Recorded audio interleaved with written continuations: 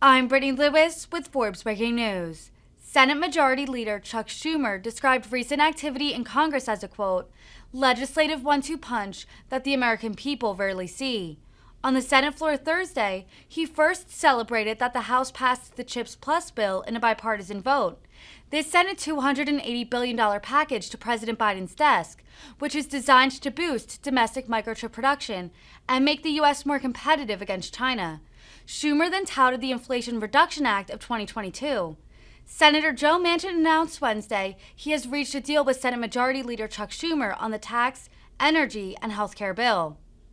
Madam President, Madam President, it's been a momentous 24 hours here in the Congress, a legislative one-two punch that the American people rarely see. A little while ago, the House voted to improve the largest investment in decades to lower costs, increase manufacturing, invest in science, and help fix the semiconductor crisis. The CHIPS and Science Bill now goes to the President's desk after 3 long years. And last night, Senator Manchin and I announced an agreement on the Inflation Reduction Act of 2022, a bill that will take historic steps to lower costs, fight climate change, and make health care more affordable in this country. Again, the past 24 hours have been a legislative one-two punch that Americans rarely ever see and which will benefit them immensely.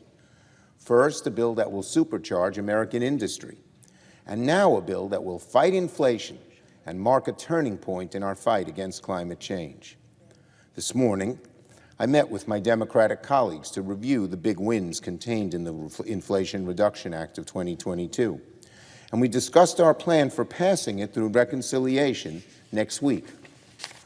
With the Inflation Reduction Act of 2022, this Senate majority will finally take on big pharma and lower prescription drug prices.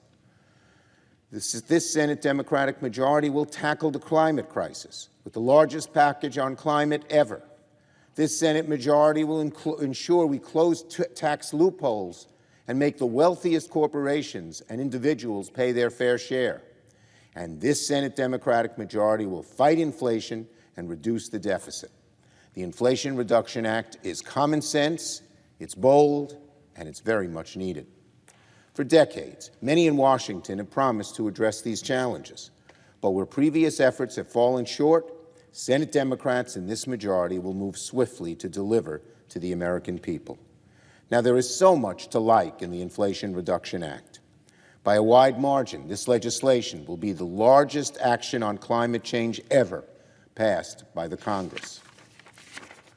Like the creation of the EPA and the passage of the Clean Air Act half a century ago, this legislation will mark a turning point in our nation's commitment to protect our planet for our children and our grandchildren. Through this bill, we will at last put the U.S. on a path to roughly 40% emission reductions by 2030. And it will help us achieve climate justice for communities long left behind, especially communities of color. But that's not all. For many years, people in Washington, including President Trump, including the Republican Senate, promised to lower the cost of prescription drugs, but they failed to follow through. Under this Senate Democratic majority, that's changing. Our proposal will finally lower the cost of prescription drugs by empowering Medicare for the first time ever to negotiate the prices of certain drugs in Part B and Part D. We will prevent health care premiums from skyrocketing for millions of Americans in the coming months.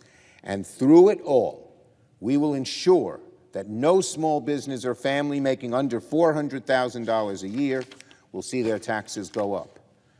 Republicans go on and on and on about how this is a tax on the American people. No, Republicans, you try to hide the truth. The truth is this bill will close tax loopholes exploited by the wealthiest Americans and largest corporations and will not touch Americans who make below $400,000 a year. Why don't you say that? Because you know your tax policies are so unpopular with the American people, which we proved in 2017. You tried the same shibboleth then. Oh, we're cutting taxes for the American people. We Democrats made clear to the American people, no, They were cutting taxes on the very wealthy. And by the time the 2018 campaigns rolled around, you didn't even mention it. We're going to do the same thing now. We're going to tell the truth. Yes, we are raising taxes on very wealthy people and big corporations that pay no money, not on average Americans, and you are afraid to do that. American people want these tax reforms. They support making sure the ultra-rich and big corporations play by the rules and pay their fair share. It's common sense. The American people know that. So when Republicans fret and panic about taxes, the truth is what they really hate is the idea of increasing taxes on big business and those at the very top. And they're afraid to admit to the American people that they know they're on the wrong side of the issue. As I said, Republicans should have learned their lesson in 2018 when the American people rejected their tax cuts for rich Americans. We all saw what the results are, what happens when Republicans cut taxes for the ultra-rich and corporations. It fuels hundreds of billions in corporate stock buybacks. And since then, stock buybacks have only increased. According to S&P, buybacks are forecast to reach $1 trillion this year. The American people don't want a tax code that's skewed to the top 1%, which is what happened under Republicans under President Trump when they had the majority. Republicans really know that. So in fear, they distract and distort and ignore the fact that under our plan, small business and middle-class families making under $400,000 won't see their taxes go up at all. It's the same thing for the deficit. For years, Republicans have howled at the moon about lowering the federal deficit. But when they were in the majority, they blew a $2 trillion hole in our deficit in order to pay for their gargantuan tax cuts to big corporations and the ultra-rich. Democrats' proposal will actually lower the deficit significantly, which will go a long way to easing inflation.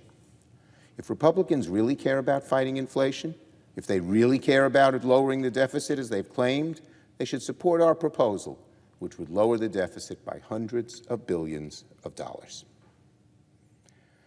Now, at the end of the day, the American people want us to do a few common sense things. Lower the cost of their daily expenses like health care. Protect our planet for future generations. Make sure everyone plays by the same rules and has a fair shot at achieving the American dream. And that's what the Inflation Reduction Act will do. These are not easy matters, but we didn't come here to do easy things. To be sure, the work's not done.